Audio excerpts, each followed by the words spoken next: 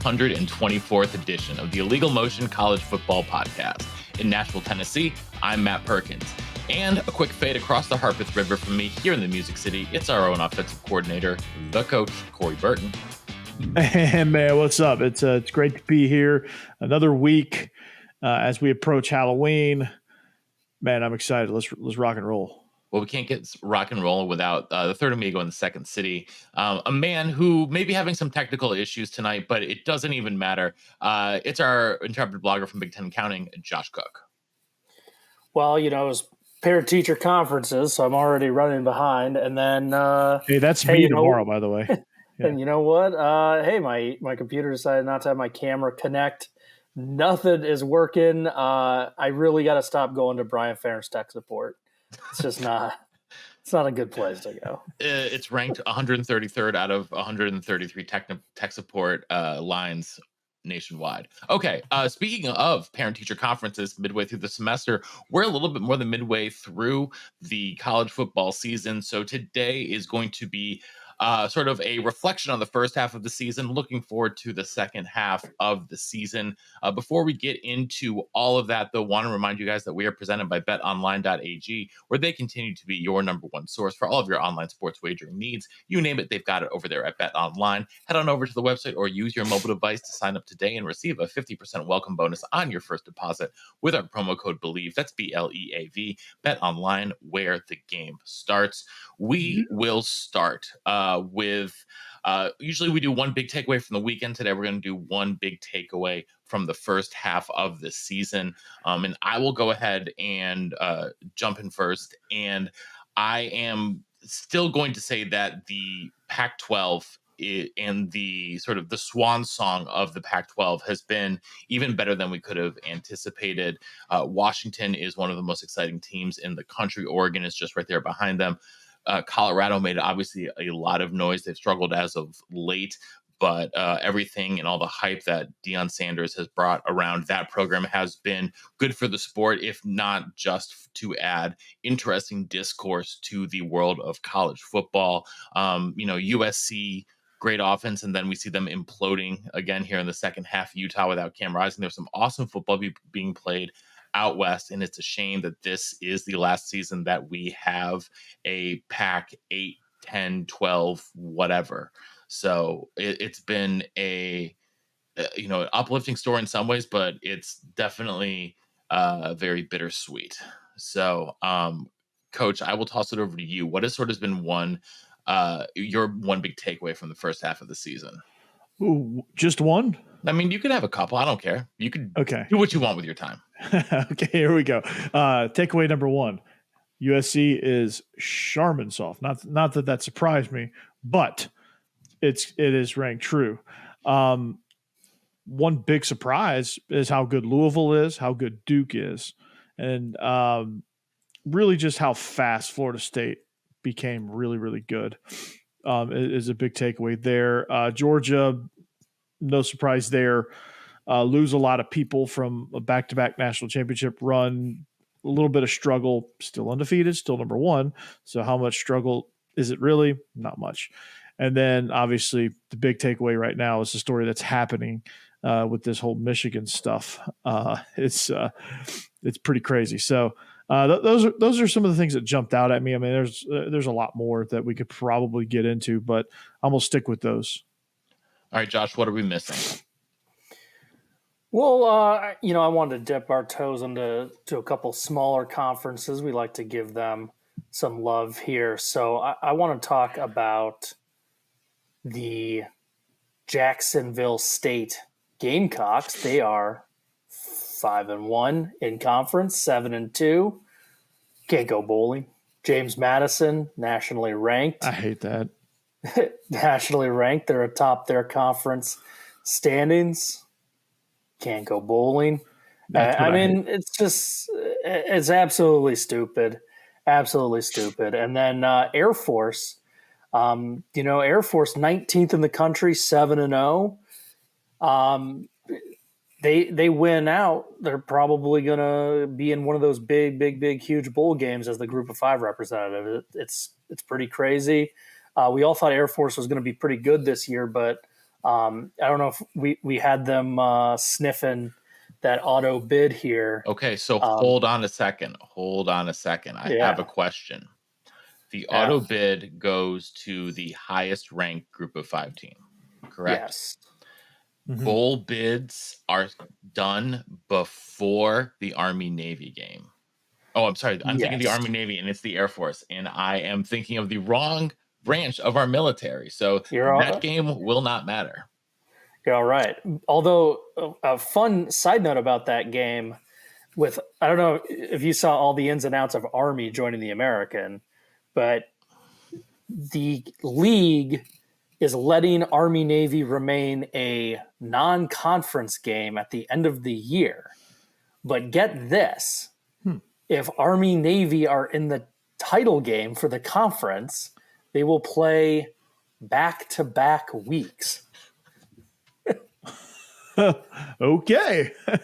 And knowing those academies, if you won the title game and then lost the official Army Navy game, you've actually just ruined your season. But yeah, it was a weird arrangement. And then my other takeaway, I got to be close to home. I mean, come on, 2 yards and a half of football. You know, the offense is worse than imaginable. They're I would like to say that Deacon Hill's the worst quarterback I've ever seen, and he may be, but he's playing about the same that Cade McNamara played before him. It's a Brian Ferentz issue. It's a Kirk Ferentz issue. The offense is repugnant. Yeah, it is a historically bad unit. So I want to just kind of pep you guys with a couple more questions, get your insights on a couple other sort of big storylines here from the first half. And Corey, let's go to the SEC because okay. Georgia's the only undefeated, and Alabama lost that game to Texas, and they've got their annual tilt with LSU coming up next Mhm. week. But is there actually a team in the SEC that will be able to push Georgia, or are they basically walking into the CFP? Well, I mean, I think, Alabama will always be able to challenge anybody as long as Nick Saban is there. I mean, they're not the same Alabama team they have been, but they're still really freaking good. The toughest team on Georgia's schedule up until the SEC championship, presuming that we get through unscathed, is Ole Miss. Ole Miss is a very sneaky good team. Like, you don't really realize it. They're explosive and they can score quickly, which I think teams like that will give Georgia problems. Tennessee's not as good as we thought, but that game's on the road in Knoxville. Knoxville is always a tougher place to play. And then Missouri, like, they've all of a sudden became pretty good with Luther Burden. So it's a tricky 4-game stretch. It's not one that you're going to be like, wow, this is murderer's row, but it's also not one that you're like, this is super, super easy either. It's just kind of tricky. Like, Missouri should be a win. Florida should be a win. Ole Miss should be a win. Tennessee should be a win. But will they be wins? Got to play the game because Georgia's not exactly setting the world on fire either. They are winning and they are doing what they're supposed to do with their schedule, but they just don't look quite as explosive as last year's team. All right, quick pop quiz here before I ask you guys another question about the first half. There is only one team remaining that has not won a game against any opponent, FBS, FCS, anyone. Who is that team? I'm going to sit out because I was looking at the standings for every conference. So Oh, it's okay. Well, you can just blurt it out then. Sam Houston Bearcats. Sam Houston State The with Bearcats. Bearcats with a K. So going through here though, Josh, what else is we haven't really touched on the Big 12 at all.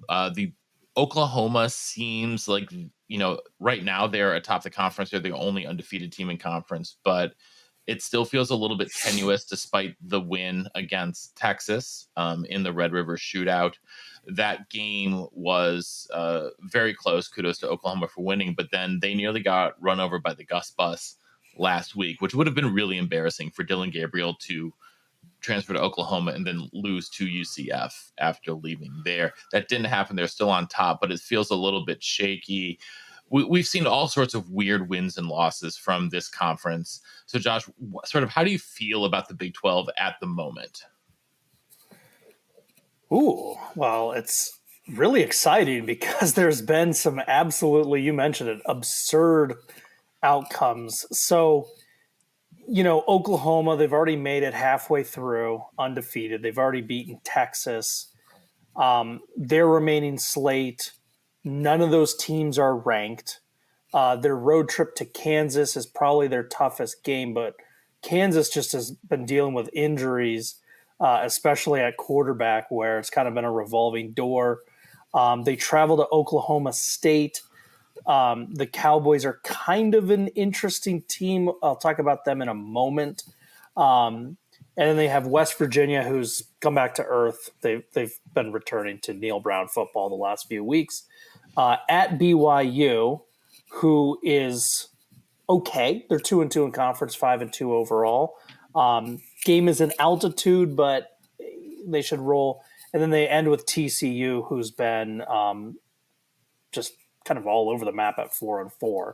So you feel pretty confident penciling Oklahoma, and they should win out to go 12-0. But there's a brewing storyline of who exactly is going to join them. So Texas is obviously the logical answer. They're top 10. But Ewers got hurt. They barely beat Houston. So what is the health of this Texas team going forward? Do they finish it off? They have tough games at home against Kansas State. And weird to say this, but a tough trip to Ames. So let's talk about three really weird potential spoilers, starting with the least weird. The least weird is Kansas State, the defending champion, my team to repeat. They lost an inexplicable game in Stillwater where Will Howard basically decided that he had never actually played quarterback before and was awful. They bounced back, they beat Texas Tech, and then they just obliterated TCU. They're looking much stronger. They've kind of returned to form. Really, really good chance for Kansas State, especially if Ewers is out on the 4th of November. Second spoiler, in terms of least surprising, kind of the middle level, is Oklahoma State. Gundy's pretty much seen everything. They've won 3 in a row. They beat that good Kansas State team. They follow that up with a win against Kansas. They have Cincinnati, Bedlam, UCF, Houston, and BYU left. They have to feel pretty good about those games minus the Oklahoma game. And then finally, the craziest spoiler of all, and I cannot believe I'm mentioning them, but the second place Iowa State Cyclones. Who would have guessed that? Their defense is playing their usual elite level. They're finally getting a little bit of offense. They beat TCU. They beat the snot out of Cincinnati. They've won 3 of their last 4, including beating that Oklahoma State team. What's weird about Iowa State is you look back, they lost to my terrible Hawkeyes, and then they lost at Ohio, and we were like, that's it. That's the death knell of this team. I think we overreacted to that Ohio game. Ohio's a good MAC team, but also we probably did not highlight the fact that basically every Cyclone had food poisoning and was throwing up on the sideline for the whole game. Yeah, that doesn't help. Yeah, no. So Iowa State's remaining schedule is at Baylor, Kansas at BYU, Texas at Kansas State.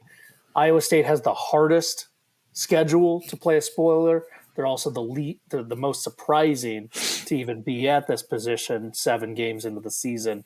But it's a race for who's going to join Oklahoma. I really like Kansas State's chances in that. Yeah. So I want to talk about one other thing here quickly. You mentioned, Josh, just how inept Iowa's offense is. Yeah. And I think the entire Big Ten West is maybe the single most offensively inept conference like in the history of college football, or a division, at least I should say. It's horrendous. It's absolutely horrendous.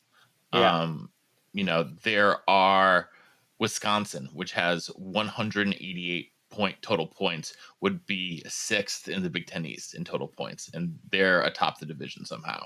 It's really bad. It's really bad. But they don't control their own destiny. Iowa controls Nope. their own. Iowa controls their Jeez. own destiny, which That's is crazy. Yeah. good times all around in the Big Ten. Well, here's a fun game to play. Would they win the Big Ten West? I'm going to throw some teams at you that are atop some smaller conferences. Would 22 ranked Tulane win the Big Ten West? Yeah, they'd have Yes. the best quarterback. All right. Yes. Would the 8-0 Liberty Flames win the Big Ten West? No, they wouldn't. All right. Okay. Two divisions, so two choices. Would either the Miami of Ohio Redhawks or the Toledo Rockets win the Big Ten West? I wouldn't put it past either of them. Maybe. How about those Falcons we talked about earlier, Air Force? Yes. Well, depending on the travel. All right. And the Fun Belt, James Madison or Texas State? I think that they're just a little bit too light up front when it comes to that. But hey, man, listen, I believe kind of anything that James Madison could do at this point. So James Madison beat Virginia, and Virginia just beat North Carolina, and North Carolina beat Minnesota, and Minnesota beat Iowa, and Iowa beat Wisconsin.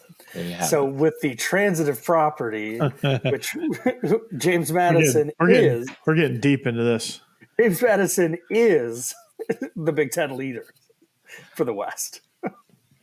Folks, Only you heard to it get here first. Only to get their sign stolen by Michigan. Oh, yeah. Michigan's already scouting that out now. So to fit in the Big Ten East, though, do they have to steal signs and do Hitler trivia? God. Okay, well, first of all, let me just give, the absurd context of the Michigan State thing. So if you are, just a fan in passing and maybe you just kind of heard about the apology, the whole Michigan State thing is up there with some of the stupidest thing I have ever heard. So for whatever reason, pre-game, when there's 25 people in the crowd, we're talking an hour before the game, they put on a YouTube video, a trivia video, and that I guarantee you they didn't. They didn't watch beforehand. Yeah. And Kristen was like, why were they playing that's their I was like, yeah, Iowa just runs ads for buy your field hockey tickets, buy your swimming tickets. It's all just university centric, and then they're playing music over the speakers. It reminded me of going to a movie theater and seeing the trivia at the screen. I don't know why Sparty did that. They already came out and they said they didn't watch the video. And then on top of that, the creator of the YouTube video came out and said Michigan State never asked for permission to use it or compensate it, which I don't think you can do that. I don't think you could just randomly use someone's content to play in a stadium. Not in a public setting. No, you need to get the rights for that. So, Michigan State just completely ridiculous. They plagiarized. If it wasn't for their friends about 90 minutes away, it would have been the stupidest scandal of the Big Ten. Well, it's not even the worst scandal at their own institution from the football program this fall. Let's move it forward and look to the second half of the season. I talked about this. I talked about the Pac-12 swan song in the beginning, and it's still the thing that I'm most interested to see it play out in the second half of the season. It looks like Washington is the class of the conference, but you can make a case for a ton of different teams. Oregon could very likely win out. so could Utah. Those two play each other this week, and so that will be one to keep an eye on. We'll talk about that here in just a minute. But I mean, Oregon State's still sitting at only one loss. USC only has one in-conference loss at the moment to Utah, who owns them. And like Coach said, they are softer than Charmin Soft. But it's still the most interesting conference title race that we have going down to the finish line, because I mean, I'm going to be honest, like the way USC played these last 2 weeks, I don't see how they can win in Seattle. And I don't see how against Washington, I don't know how they can win at Outson. And the Victory Bell game against UCLA, like Bruins have a nasty defense, and USC has just shown the last 2 weeks that when teams challenge them defensively, they kind of don't really hold up. And Caleb Williams is playing himself out of the first overall pick. Yeah, I mean, he was downright bad last week against Utah. Like, he was just bad. And I don't think, one game should be a reason you don't draft him number one. But I think it's actually a much larger product of Lincoln Riley and the apathy shown towards defense on that team, quite frankly, as well as what is clearly becoming a culture that is, in a weird place. They didn't allow their players to talk to the media after a loss for the first time in program history. And Lincoln Riley has been antagonistic at best toward the local media, if not, downright hostile. And it is, with the continued issues they have on defense, it's still flummoxing that Alex Grinch remains employed in South Central LA, Coach. It is. It's kind of like the Iowa thing. It's like Iowa's as good as offense as USC is as good as at defense. I mean, it's just I don't understand it. Like there was a segment where he was like, "Yeah, we didn't see that on film, so we couldn't stop it." It was just like I think it was just a simple wheel route. He was like, "Yeah, they didn't show that on film, so we couldn't. We just didn't have an answer for it," and that was his explanation. Yeah, I'm sure they've never seen a wheel route in their lives. Yeah. I mean, no, I know, like it's parsing words. And it's like, well, in certain situation with that formation, whatever. But like, I don't know, a wheel route. We don't need to get caught up on the semantics. Yeah. I mean, I think though that like, going back to Caleb Williams, yeah, it was one really bad game, but through 7 games, his touchdown ratio to interception ratio is nowhere close to what it was last year. Last year he had 42 touchdowns to 5 interceptions. He's got 4 picks already this year, 23 touchdowns. He was sacked 30 times last year. He's been sacked 20 times this year already. So he's on pace for more interceptions and more sacks with, not as many touchdowns. What's happening with him is teams are coming after him and he just can't handle it. Yeah, he's holding the ball way too long and just he's freezing. Yeah. And I mean, we've seen it like, this is what Justin Fields is facing with the Bears. And it's like, if that's how he's going to play in college, he cannot be on one of the first 10 picks in the NFL because those teams don't have offensive lines either. I think if the Bears draft Caleb Williams, they're just drafting Justin Fields all over again. Yeah. And what they don't like about Justin Fields, they're not going to like with Caleb Williams because they're essentially the same quarterback, except I think Justin Fields is a better runner. I think Justin Fields is more dynamic than. And I think, Justin Justin Fields, at least, being here in Chicago, like he says and does the right things, and he by all accounts, he's working his tail off. I think it goes beyond. I think the problems in Chicago, not to go illegal motion Chicago Bears podcast, but I think there's more issues at hand than just Justin Fields' ability. I don't think they're helping him out too much. No, but Caleb Williams, none of us know him, none of us have talked to him, but just like the way he carries himself on the sideline and what we do know about him, he just seems like a prima donna that's expecting everything to be handed to him. Yeah. And when you hear like reports of he wants ownership stake in a franchise that drafts, I'm like, come on now. Yeah. Come on now. That's just absurd. Like that's just plain absurd. Okay. So Josh, what are you looking forward to for the remainder of the season? Oh, well, I'm curious if Iowa can get up to 325 points. No, they can't. Yeah, I mean, there's the two conference races that are really, really intriguing to me. The ACC and the Pac-12 going divisionless. So we're going to be given the best teams. Basically, Washington, USC, Oregon State, Oregon, and Utah, and UCLA, all six of them basically have like their own round robin left. So there's going to be amazing Pac-12 games every week.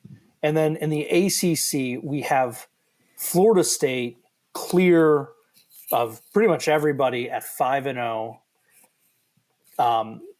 They have a pretty favorable slate left. They have just 3 conference games at Wake, who is 4-3 on the season. That won't be tough. At Pitt, who's 2-5 on the season. That's a tricky game because Pitt, like as bad as Pitt has been, that's like a game they win. Of course it is. That's what they did to Louisville. And then they host Miami, who is 1-2 in conference. What can you say? And then their final 2 games are non-conference. So it would be absolutely dumbfounding for Florida State not to end up the title game. But the race behind them is incredible. Louisville, coach mentioned, 3-1. They were a dark horse that I talked about at the start of the season. They are living up to that. North Carolina's high-flying offense, they got tripped up last week, but they're still 3-1 on the season. Duke has lost 2 straight games, but remember that Notre Dame game, not a conference game. If Riley Leonard gets healthy, they are still very much in the thick of this thing. That conference race is going to be awesome. And just we'd be remiss without mentioning it. Virginia Tech is surprisingly 2-1. So they are technically in the thick of things, although I don't think any of us see them staying there. But the ACC and Pac-12 races being divisionless are incredible to me. Yeah, they are. It's a really exciting fall of, in not just these conferences, but I think a lot of the group of 5 ones as well. I mean, you mentioned Tulane earlier when we talked about who could win the Big Ten West. The American still has 3 teams that are undefeated in conference, SMU, UTSA, as well as Tulane. And, there's some pretty good football being played again in the American, despite the loss of a couple of their marquee teams. I think that we're still seeing some relatively high quality football played there at the top of the conference. SMU has outscored their opponents by nearly 100 points in conference games. They're doing fantastic. You've got, we've talked about the Sun Belt ad nauseum here on this show, but it's as fun of a conference race as there is as we're recording this. We've got Georgia State, Georgia Southern going on, sort of jockeying for position to be second in the East behind James Madison. Troy, the preseason favorite, has had some really, really nice performances in conference, but they're still 2-1. Texas State has been a fun story in the early part of the year. So just a lot of, really, really good football being played up and down the country. And it's so much fun that every Saturday, I feel, sort of going forward after kind of this week. We're going to have a bunch of really big games and a bunch of marquee games in not just, in the top 25, but I think for a lot of these different, group of 5 conferences as well. So, yeah. And I just want to hammer the point home yet again. The NCAA has got to change this for James Madison and Jacksonville State. It makes no sense whatsoever. The point of the rule was you didn't want a team getting really good, hopping up for a year with their seniors, making all this extra money, making a bowl game or whatever, and then dropping back down. These teams aren't going to do that. They have too much at stake in television revenue, and the NCAA is increasing the buyout. You're going to have to pay millions of dollars if you want to move back up. So it wouldn't make any sense for James Madison to be like, haha, we won the Sun Belt. Now we're going back down to the FCS ranks. And then they get good again and they go, oh, let's get some of that TV money and pay $5 million. Your rules already are keeping them in place. They ain't dropping down. Having a nationally ranked, amazing James Madison team not be able to be in their conference title game, they're already the best team in the conference. It's absolutely asinine. And while we're on asinine rules, let's talk about the punt return for Cooper DeJean. So, I mean, this whole thing is so stupid. When you read the rule book, an invalid fair catch side. I get it. He did wave his hand. What I don't understand is the officials didn't blow the play dead. They let it play out, and then they reviewed it. They told the Iowa coaching staff, we're reviewing to see if he was on the sideline.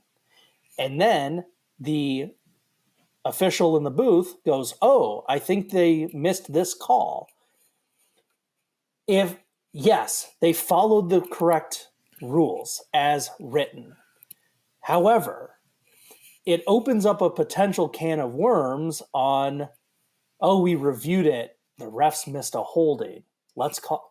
So if you're telling the coaching staff we're reviewing something and then you change it in the booth and it's not communicated, that's wrong.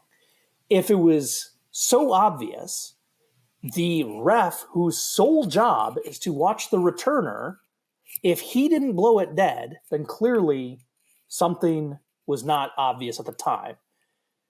The fact that no Iowa player and no Minnesota player stopped trying.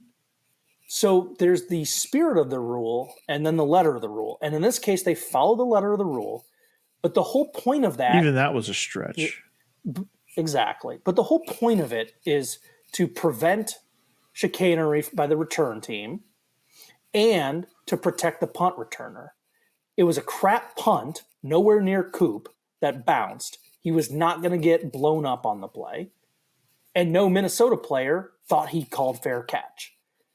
It was completely asinine for them to do this. And I'm going to very briefly give a crazy conspiracy theory for you guys. And then I'm going to give a better answer for you. Crazy conspiracy theory. It led Iowa to cover the spread. Who's the replay official? Did he have a bet in the game? We don't know. His name wasn't released. All right, here's... Check his FanDuel. Yeah, that's just silly. I'm not going to be that conspiracy theorist. Here's the real answer, though. The referee who was leading the crew is Tim O'Day. Tim O'Day is famous for being suspended multiple games for not knowing the rule book, including costing Oklahoma State a win. Do you remember this one, you guys? Oklahoma State wants to run out the clock. They have their quarterback, Rudolph, get a snap, and then he intentionally grounded it to run out the game. He did that on fourth down. Wait. Intentionally grounded Yeah, he threw the ball way out of bounds. Mm-hmm.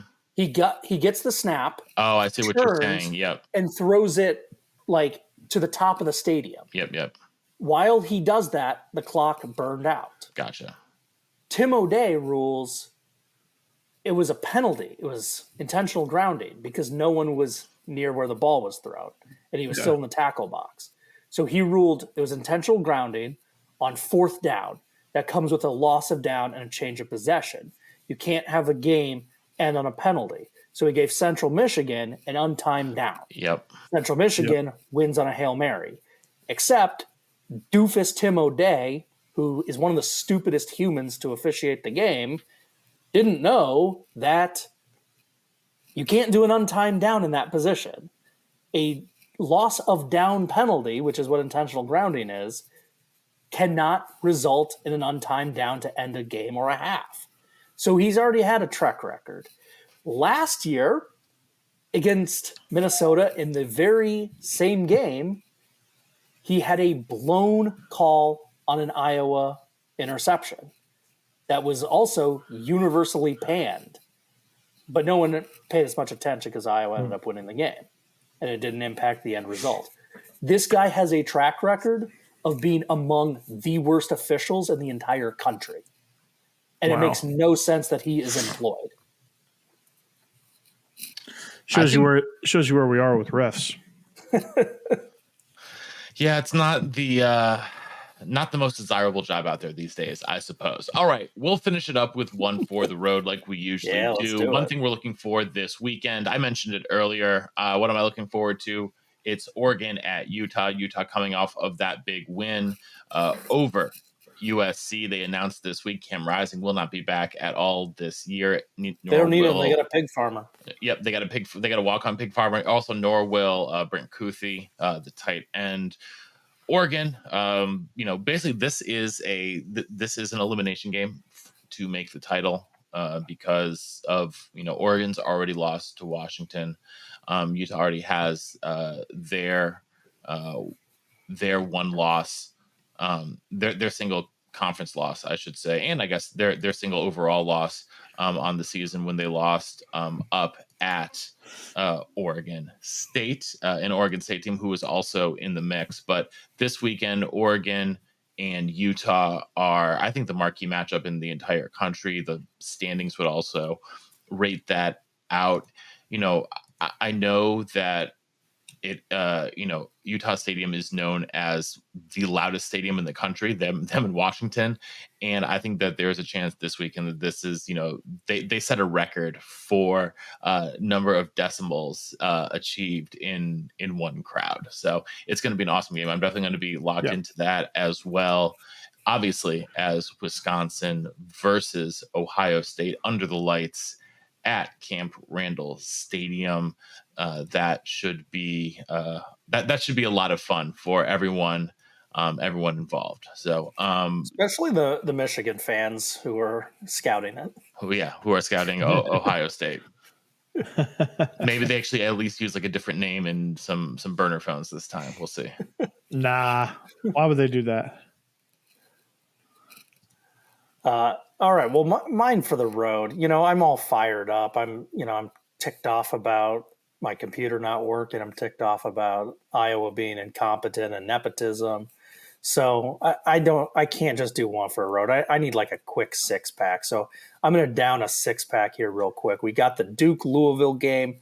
They're both nationally ranked. Whoever wins that game is in great position for that, chasing Florida State to get to the title game. There's one. Next part of the 6-pack, Tulane traveling down to Rice. Rice is 4-3, 2-1 on the year, but JT Daniels is still healthy and still the starter. So seeing that Tulane defense against JT Daniels, who's putting in a really nice season for the Owls, I will be checking that one out. Down in Coach's neck of the woods, they're in the big old grocery bag of Kroger Stadium. We got Kentucky hosting Tennessee. Yeah.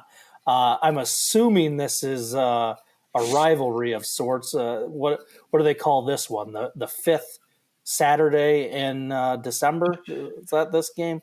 Um, I am intrigued about that one. It's the Whiskey Bowl. The Whiskey Bowl. There we go. I like that. My darlings, my beautiful darlings, Oregon State. I don't know why I said Oklahoma State. Oregon State. They travel to the spooky desert. Arizona is 4-3 on the season. I'm intrigued about that one. My fifth part of this six pack. Fresno, 6-1, hosting, surprising, 6-1, UNLV. The Rebs are undefeated in Mountain West play. I'm intrigued by that. And then the last part of my six pack that I already opened back on Tuesday, New Mexico State. They won their sixth game. Are they bowl eligible? No, because they have Hawaii on their schedule and they had a bunch of FCS games. So they need to get to 7 because they're playing an extra long schedule by playing Hawaii. And then, like I said, they had a few FCS teams. So one more for New Mexico State. We're going to get them bowl eligible because they're going to beat Middle Tennessee State on November 4th. Let's do it. That's my six pack. All right. You might want to bring that six pack to where I bet Coach is spending his one for the road. That would be the world's largest outdoor cocktail party. Yes. I went to the gas station and just grabbed a 40. So just grabbed a single 40. Now, this is the world's largest outdoor cocktail party. Is always a fun one for me because I think that's not the PC term anymore. I think it's screw something that. else. Cancel me. So to give you guys a little bit of context, the way y'all seem to hate Minnesota, I hate Florida with that same. So is it because you really hate the 2-bits cheer? Yes. Is it because their only cheer is that they can spell their state name correctly? Yes. No? Okay. They do this. They have some like physical defect that makes them do this. Makes them do the chomp. Just their general existence as a football program. Yes. Is this year's game going to be good? Is it going to be a good game? I hope not. I hope it's a blowout of epic proportions. I always hope for that. How do you feel about going off against, I believe he's the SEC's leading passer, Graham Mertz? Oh, jeez. Coach, I just sad thought state of affairs for SEC quarterback play, I guess. Coach, I just thought of something brilliant. What? Georgia needs to start doing this. It's a way to troll 2 Florida teams for the price of 1. Oh. Can Georgia fans do the Gator Chomp? And while they're doing the Gator Chomp, do the Florida State Tomahawk chant? So kind of like this? Yes. So then they're mocking both teams. I mean, we could give it a shot. I don't know that Florida State's going to be too offended by that, but we'll give it a go. How about that? Florida State might be a little offended, like you're stealing their cheer. You'd be a little offended if Iowa fans started going, "Whoo, sick 'em, on every Tory Taylor punt. I might be the most exciting thing in the stadium, so I wouldn't blame them. I mean, it usually is. Astute listeners will notice I didn't say Iowa kickoffs. No, those are ugly. That's only once a game. Hot off the press as this game just ended, a Dino Babers hot seat special. Oh, boy. They lost at Virginia Tech Uh-oh. by 4 touchdowns. Oh, geez. Double uh-oh. They started the year 4-0. Yep. Dino. Now they're 4-4 with 4 straight conference losses. How are you going to do that, Dino? All of them by 17 or more. That seems problematic. That seems like very problematic, Dino. actually. What are you doing, Dino? Not scoring a lot of points against Virginia Tech, apparently, or giving up a lot as well. Dino's going to be the next offensive coordinator at Alabama.